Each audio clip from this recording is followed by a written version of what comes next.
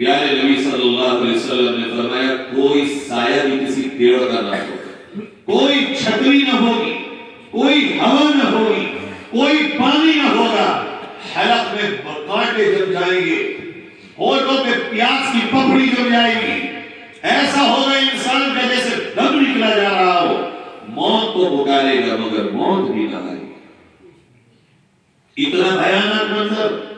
پھر پیارے آقا صلی اللہ علیہ وسلم نے فرمایا مگر انہی لوگوں میں سے 7 کام کرنے والے کچھ لوگ آئیں گے جنہیں اللہ تعالیٰ بلائے گا اور اس گرمی سے اس مصیبت سے نجات دے گا اور اپنے عرش کے سائے میں مجھے جگہ عطا فرمائے گا جہاں ٹھنڈی ٹھنڈی ہوائیں چل رہی ہوں،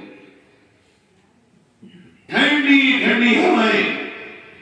اللہ کے نبی وہ 7 کام کیا ہیں؟ 7 لوگ کون ہیں وہ؟ اب سنیے اور عمل کی نیت کیجیے۔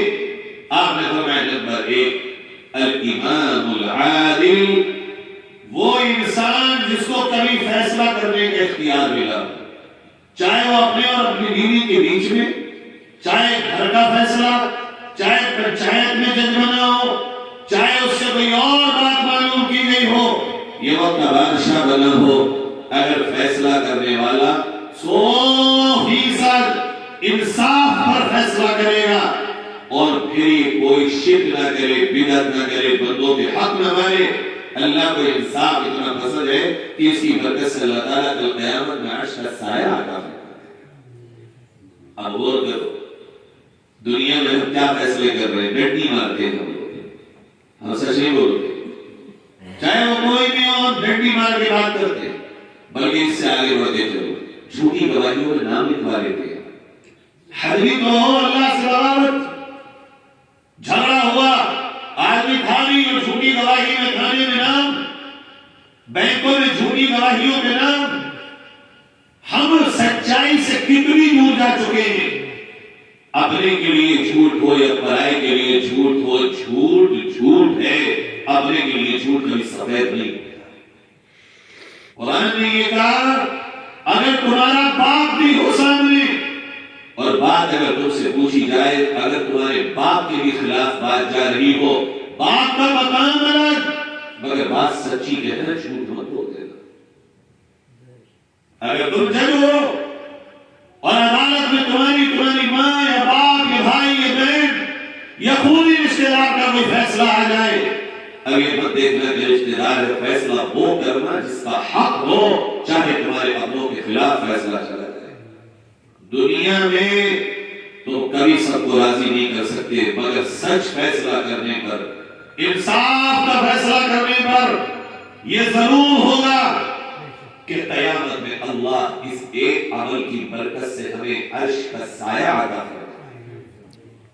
بھائیو، چاروں طرف ریت ہی ریت ہو، کوئی کنواں نہ ہو، کوئی نہر نہ ہو، کوئی ندی نہ ہو، کوئی چھتری سایہ نہ ہو، اور جب ہمیں یقین ہو جائے کہ پانی کے پیاس کی وجہ سے ہم مر ہی جائیں گے، اچانک سے کوئی آگے وہ پانی دے دے تو کتنا عجیب منظر لگے گا، نہیں لگے؟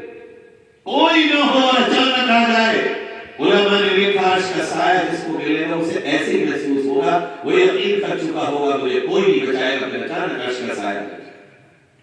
اس لیے لال اللہ والو، چاہے وہ میری بہنیں اور مائیں ہوں، وہ بیٹیاں ہوں، اگر بھاوج میں اور اماں میں کوئی بات ہو تو سچ کہنا، ماں کی طرف یا بھاوج کی طرف رخ نہ کر لینا۔ بات اگر دورانی اور جٹھانی کی ہو اور بات ساس کو کہنا پڑے تو سچ کہنا، کبھی ڈنڈی مت مارنا، حق بات کہنا، جو حق ہو جائے انصافی کبھی مت بولنے دینا۔ بات اگر بیٹی اور بہو میں آ جائے تو بات وہی کہنا، اگر اپنی کی غلطی ہو تو غلطی اپنی کی بتانا، نہ جانے کتنے گھر اس ڈنڈی مارنے کی وجہ سے برباد۔ اور پھر اس لیے نہیں کہ دنیا کیا کہے گی، دنیا جو کہے، اصل تو آخرت میں اللہ عرش کا سایہ عطا فرمائے۔ یہ ہے پہلا کام، کرتے ہوئے ارادہ انشاءاللہ سب اسی پہ چلیں گے، چاہے جو ہو جائے۔ یاد رکھو ہمیں کوئی موت نہیں دے سکتا جب تک اللہ نہ چاہے، کوئی ہمیں عزت نہیں دے سکتا جب تک اللہ نہ چاہے، کوئی ہمیں ذلیل رسوا نہیں کر سکتا جب تک اللہ نہ چاہے، اور کوئی ہمیں 2 پیسے کا فائدہ نہیں پہنچا سکتا جب تک اللہ نہ چاہے، اور کوئی ہمیں 2 پیسے کا نقصان نہیں پہنچا سکتا جب تک اللہ نہ چاہے۔ مگر ہم اللہ کو ناراض کر کے اگر دنیا کو راضی کریں گے تو ہمارے ہاتھ میں کچھ نہیں آئے گا، اور دنیا چاہے جو ہو، اگر اللہ راضی ہو جائے تو دنیا انسان کے قدموں میں آ کے فرمایا نمبر 2، شاب نشأ فی عبادت اللہ عز وجل، نوجوان وہ جو اپنی جوانی میں اللہ کی مان کر اللہ کی عبادت کرتی زندگی گزارے۔ میں یہ بڑا بوڑھا ہے ایک جوان، جوان کو کام بھی ہے، جوان کو پڑھنا بھی ہے، جوان کو پڑھانا بھی ہے۔ اگر جوان دکان چلاتا دکان چلائے گا، جوان کو کھیت میں بھی جانا، پانی بھی لگانا، کھاد بھی لگانا، نرائیاں بھی دیکھنا، کٹائیاں بھی دیکھنا، منڈی بھی جانا، سارے کام تو جوانوں کے لیے نا۔ پیارے آقا محمد مصطفیٰ صلی اللہ علیہ وسلم فرماتے ہیں جوان اگر جوانی میں گناہوں کو چھوڑ دے، اللہ کی مان کی زندگی گزارے، نمازوں کا پابند ہو، سچ بولنے والا ہو، نبی کی سنتوں پہ چلنے والا ہو، اللہ جوانوں سے اتنا خوش ہوگا کہ جوانوں کو بھی کل قیامت میں عرش کا سایہ آگا کرتا ہے۔ مگر ہمارے جوان کیا کر رہے ہیں؟ پوری رات موبائل ہو، پوری رات فلموں میں، راستے میں بھی چل رہے تو کانوں میں لیڈ لگا کے گانے سنتے ہوئے۔ سوچ کے دیکھو جوانوں، تمہارے پاس کوئی لکھن کا پٹا نہیں اللہ کی طرف سے کہ تم بوڑھے ہو گے تبھی نماز پڑھو گے، جوانوں کو بھی تو موقع جاتی ہے۔ اللہ نہ کرے، میں دعا کرتا ہوں اللہ تمہاری عمریں لمبی کرے۔ مگر سچائی یہی ہے کہ جس نے جوانی کو کھو دیا اب وہ بڑھاپے میں آئے گا۔ لوگ یہ کہتے ہیں جب انسان بڑھاپے میں آ جائے اور کوئی کام نہ ہو تو نماز نہیں نہ پڑھے۔ اصل تو جوانی کا کام ہے، ایک طرف کٹائی ہو رہی ہو، دوسری طرف اذان ہو، کٹائی چھوڑ کے مسجد میں آنے والے، اسی کا نام قربانی ہے۔ ایک طرف پوری رات کھیت میں پانی لگایا ہو اور فجر کی اذان ہو رہی ہو، تیرے کاموں میں درد ہو رہا ہو، آنکھیں کہتی ہو سو جا، جسم تھکا ہوا ہو، لیکن تو ساری چیزوں کو چھوڑ کے مسجد میں جا کے سجدے ادا کرے گا، اس کا نام قربانی ہے۔ ایک طرف دن بھر دکان بیچ کے تھکے ہارا گھر سے گھر آیا ہو، جسم کہتا ہو سو جا، اذان ہو گئی ہو، اور عشاء کی اذان میں اللہ کا مؤذن پکار رہا ہو، تو تھکا ہارا کتنا بھی کیوں نہ ہو، اسی تھکان میں جا کے عشاء کی نماز ادا کر، اس کا نام جوان، جوانی میں قربانی۔ اگر کوئی جوان رات کو قرآن پڑھ کے سو جائے، صبح اٹھے قرآن پڑھ لے، اگر کوئی بھی اس کے ساتھ غلطی کا ارادہ کرے اسے دور کر دے، اور یوں کہے کہ جوانی ہمیشہ کے لیے نہیں آتی، یہ تو چند دنوں کا کھیل ہے، پھر ہمارے بھی ہاتھوں کی کھال سکڑنے لگے۔ یہاں جتنے سفید داڑھی والے بیٹھے ہیں جب ہم بچے تھے یہ جوان، آج ہم جوان اور یہ بچے، کل ہم بوڑھے ہوں گے اور یہ جوان ہوں۔ نہ بڑھاپا سدا ہے، نہ جوانی سدا، نہ بچپن سدا، یہ تو ڈھلتا ہی چلا جاتا ہے۔ مگر اگر ہم نے یہ سمجھا کہ جوانی میں ابھی تو موقع ہے، بھی عمر ہی کیا ہے، تو یاد رکھو جو لوگ سیزن میں نہیں کماتے تو سیزن کے ختم ہونے کے بعد کیا کمائیں گے؟ منڈیاں چل رہی ہو اور یہ کہہ رہا ہے منڈی بند ہو گئی اور گیٹ پہ کھڑا جا کے کھولو، کھولو کہاں سے کھولے گی؟ سیزن میں جو کما نہ سکے تو سیزن کے بعد خاک کمائے گا۔ سب کے دھان کٹ رہے ہو، گیہوں کٹ رہے ہو، یہ بیٹھا گھر میں سو رہا ہے، ارے کٹوا لے کٹوا لو، اب ساری کمپائی لے جا کے دھل دھلا کے کھڑی ہو گئی کہ ڈھونڈ کر رہا کمپائی لے آؤ، کمپائی لے آؤ، اب کہاں سے کمپائی لائے تو سارے کٹ گئے، اب ہاتھ سے کٹا، ہاتھ سے کٹانے گئے تو پائی اتنی ہوگی، اب گھر لایا تو پتہ چلا بیگے میں جو 5 کنٹل تھا لے گیا 1 کنٹل۔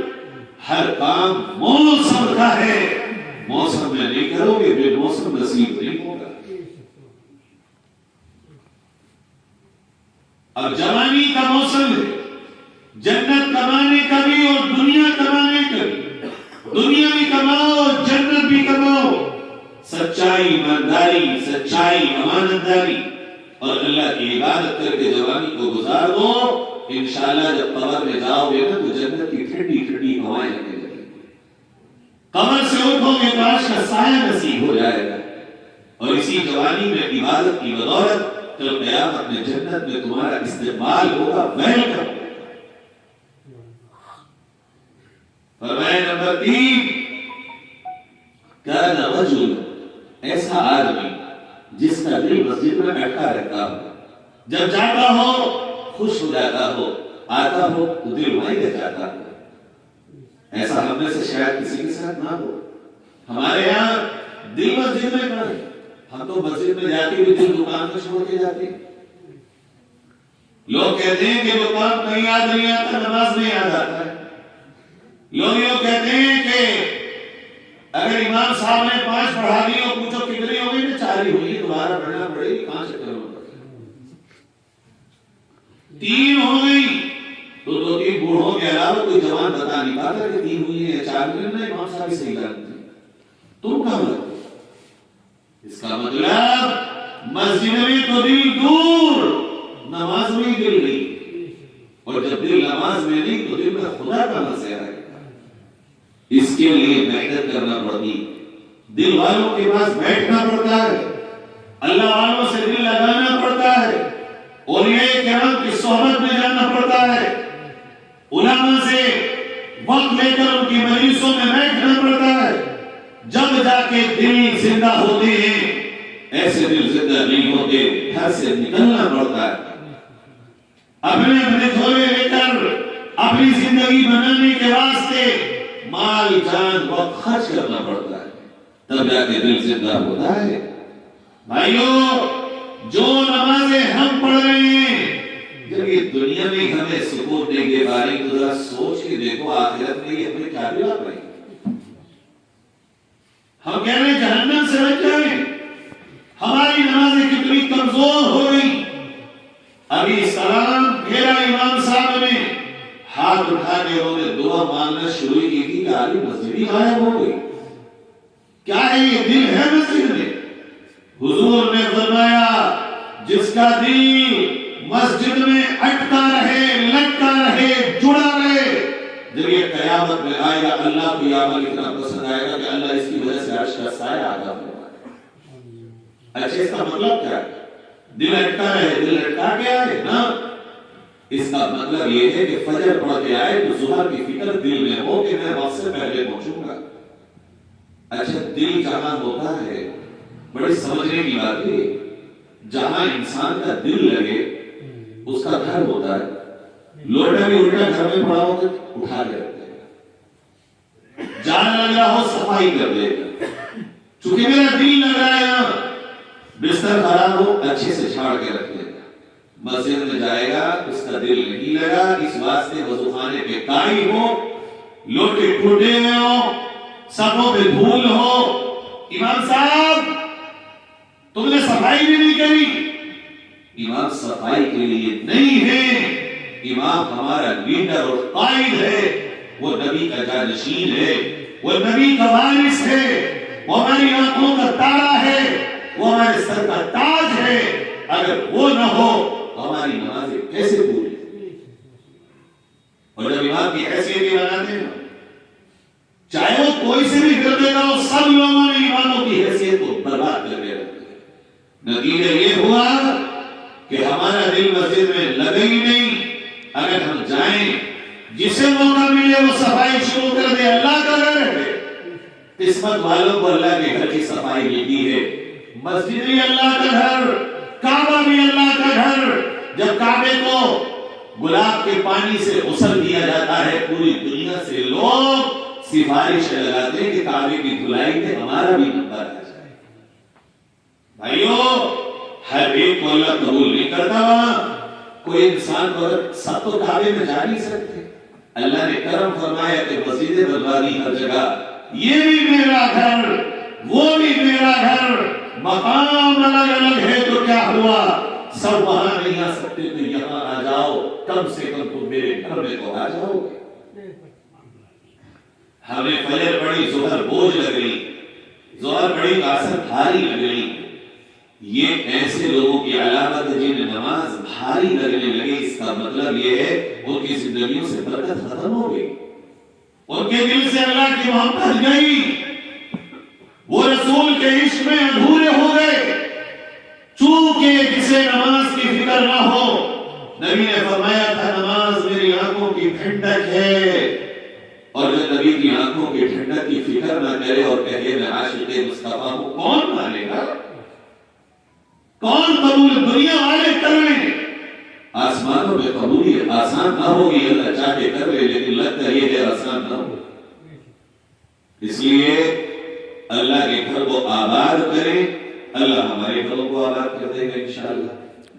اور اپنے دل میں مسجد کی محبت کو بٹھائیں.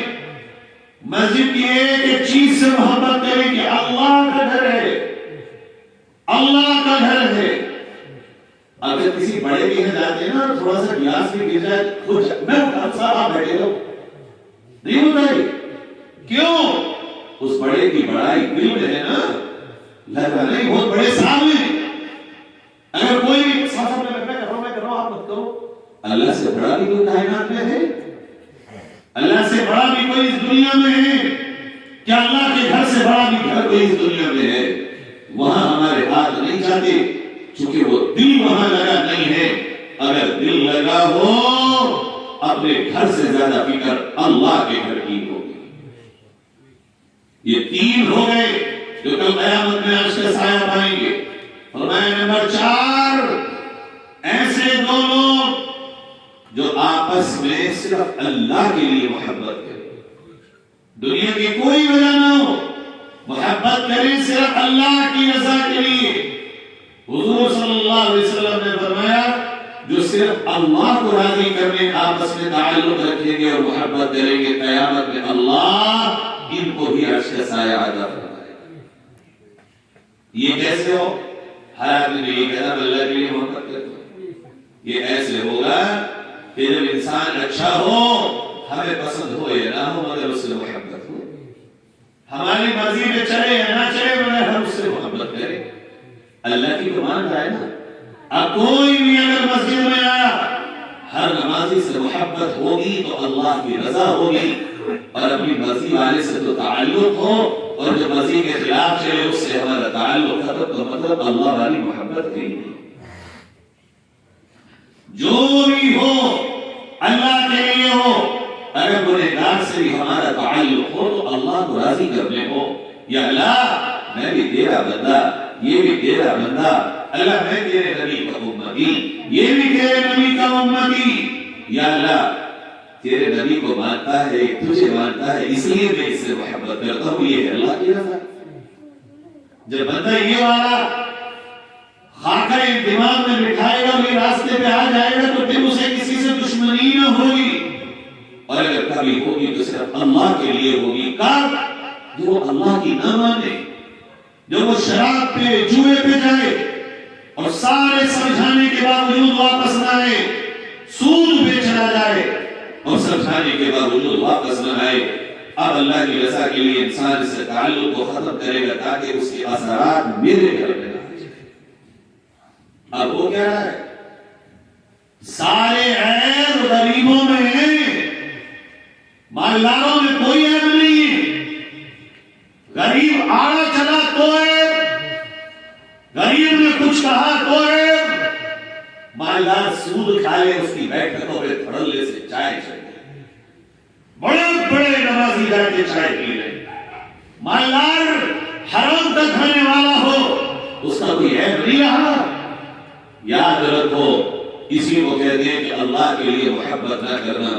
مالدار اچھا ہو تو محبت, غریب اچھا ہو تو محبت. نبی کا جو امتی ہو, نبی کا امتی ہے, اب اسے اس لیے محبت کرے. نفرت کی کوئی جگہ اسلام میں اور پیارے نبی کے دین میں نہیں ہے. اگر کوئی نفرت کی بات کرتا ہے, اس کا مطلب وہ نبی سے ہٹ کے بات کرتا ہے. اس لیے میرے پیارو, یہ 2 لوگ جو کی چیز بتائی نبی پاک نے, جو آپس میں اللہ کے لیے محبت کریں, اللہ کے لیے ہی اگر تعلق ٹوٹ رہا ہو تو ٹوٹ رہا ہو, یہ دونوں لوگ بھی کل قیامت میں اللہ کے عرش کے سائے میں جائیں گے. ارادہ کرتے ہیں انشاءاللہ اللہ کے لیے محبت کریں گے آج انشاءاللہ. نمبر 5 فرمایا نبی پاک صلی اللہ علیہ وسلم نے ایسے لوگ جنہیں گناہ کرنے کا موقع ملے عورت کے ساتھ، یعنی اللہ نہ کرے زنا کرنے کا، اور جب بالکل ان کا پروگرام بن چکا ہو غلط کام کرنے کی طرف جانے کا، اس وقت تو پیچھے ہٹ جائیں یہ کہہ کر انی اخاف اللہ، مجھے اللہ سے ڈر لگ رہا ہے، اور ہوگا کر کے بھاگ کے آ جائیں.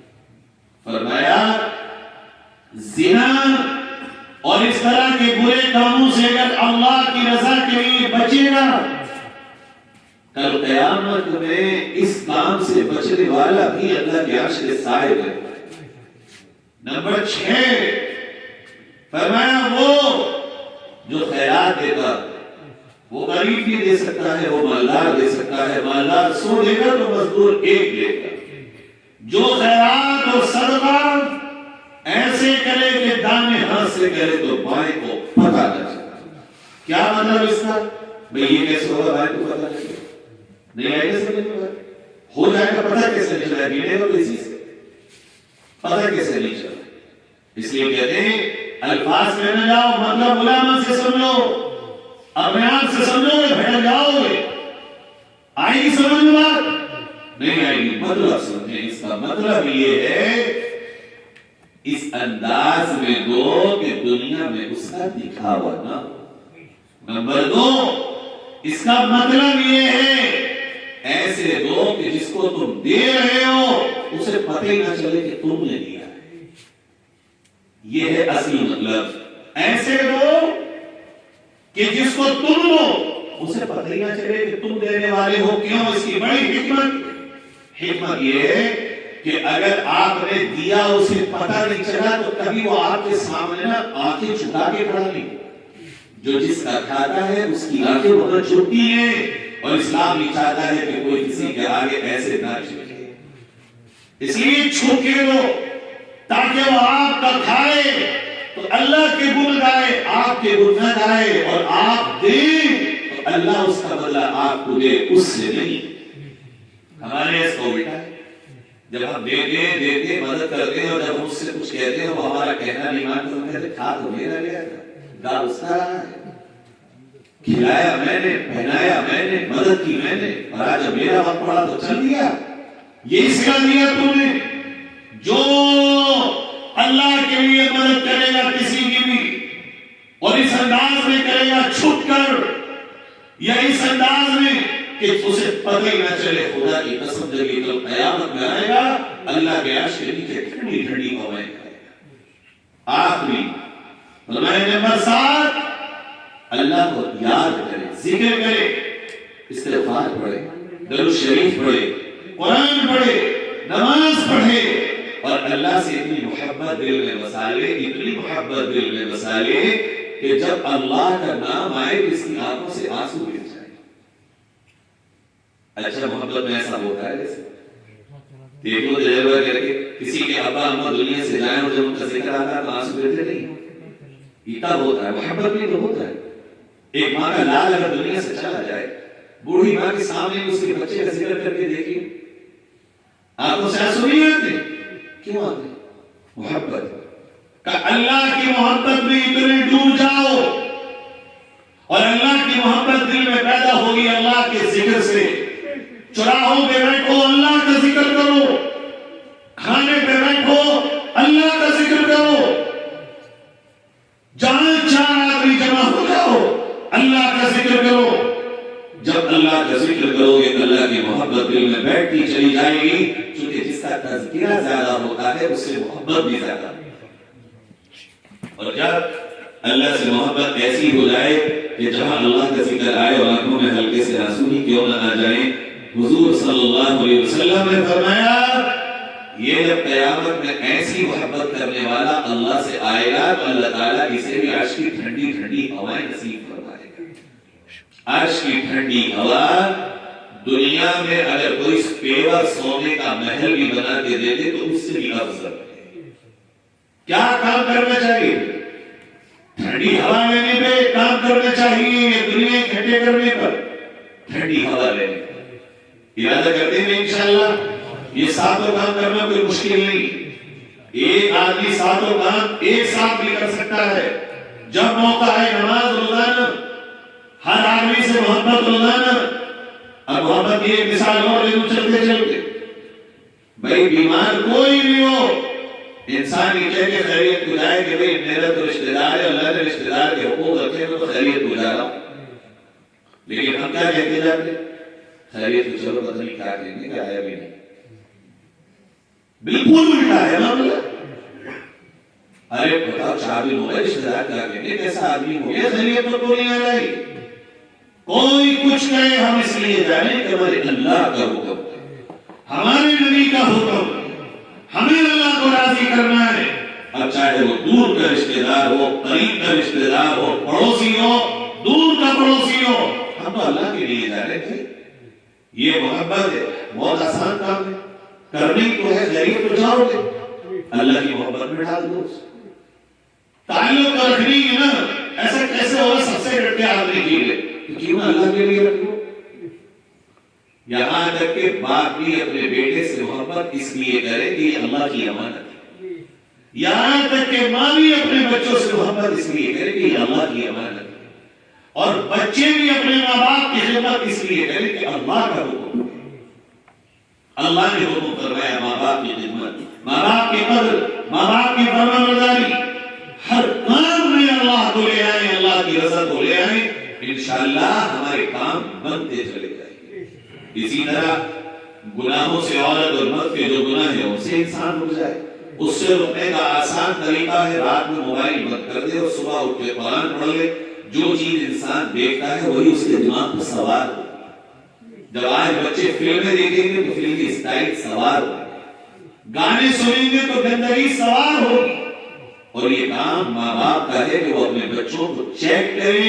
رات میں بچے موبائل چلا رہے ہیں, سو رہے ہیں, بچوں کے موبائل میں پاسورڈ ہے یا نہیں ہے. اگر بچے کے موبائل میں پاسورڈ ڈھل رہے ہیں تو یہ غلط ہے, نہیں ہونا چاہیے. اپنے بچوں کی نگرانی کون کرے گا؟ جب ماں باپ نہیں کریں گے تو باہر کا کون سمجھائے گا آگے. اسی طرح صدقہ, اگر کوئی ایک پائی کر سکتا ہے تو صدقے سے کبھی پیچھے نہ ہٹے. ہمیشہ یہ نیت کرو اللہ ہمیں ہاتھ پھیلانے والا مت بنانا, ہاتھ دینے والا. پھیلانے والا بڑا سخت منظر ہوتا ہے انسان کے لیے, اور کبھی پھیلانے کی طرف نہ جاؤ. مسلمانوں میں بھکاری کا رواج بڑھتا چلا ہے. لوگوں کی لگائے بیٹھے ہماری مدد ہو, خود کرنے کو تیار نہیں. اپنے